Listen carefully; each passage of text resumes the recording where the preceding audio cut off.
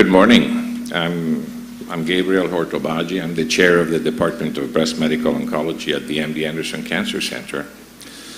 And my interest in breast cancer now approach 40 years.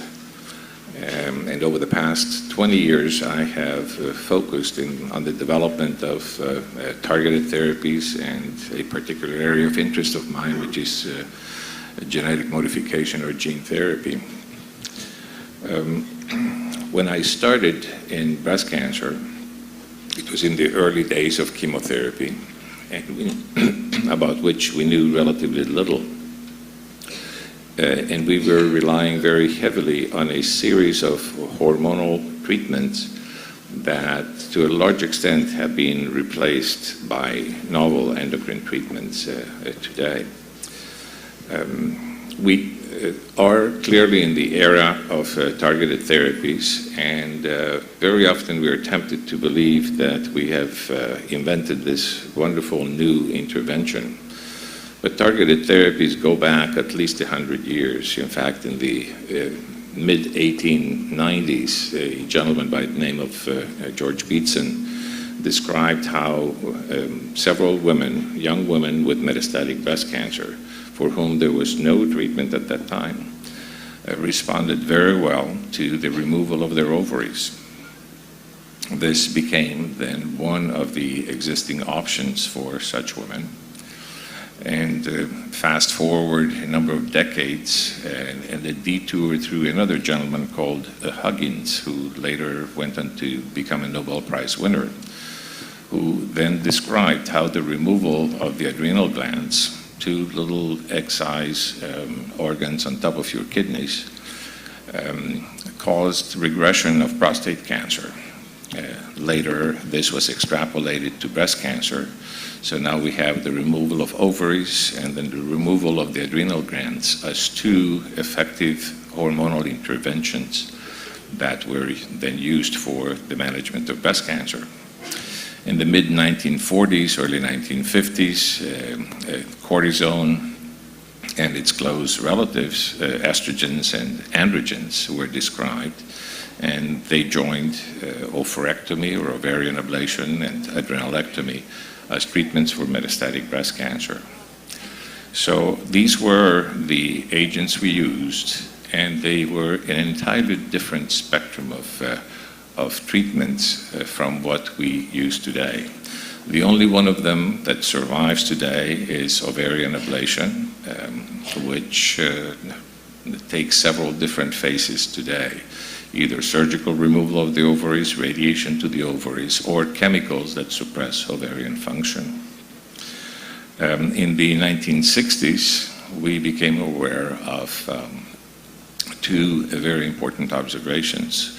One that identified what we know today as the estrogen receptor, which is the target of all of these hormonal interventions. And therefore, in retrospect, what I just described to you has all been targeted therapy. And this represents the first targeted therapy that we introduced in medicine. So we always stand on the shoulders of giants, and all of our modern discoveries have an older basis.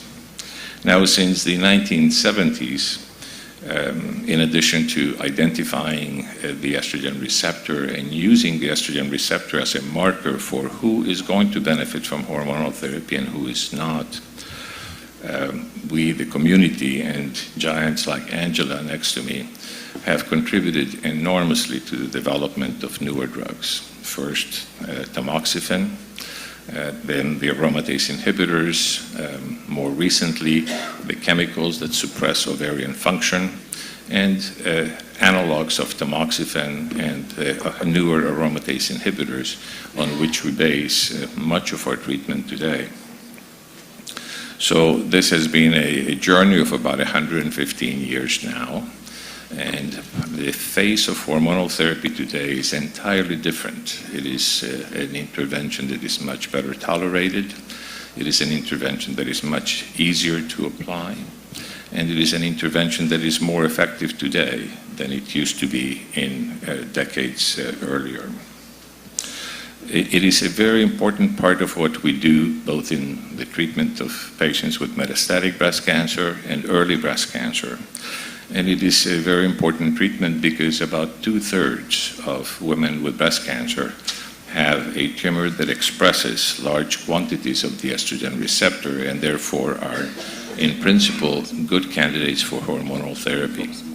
For these women, hormonal therapy is the most important intervention, and anything else in terms of systemic treatment is an add-on.